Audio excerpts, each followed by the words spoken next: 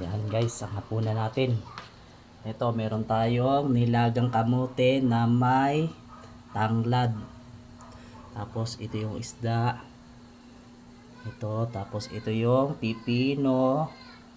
Tapos ito yung sabaw na may tanglad. At ito yung mais na binili natin sa palengke. At yung kamote. Kamote guys, ito. Kamote na tinanglaran. Ayan, sarap. Huwag muna tayo magkanin ngayon.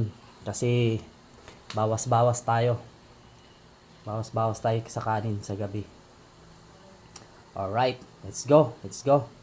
Let's eat. Let's eat. Let's eat. Yan.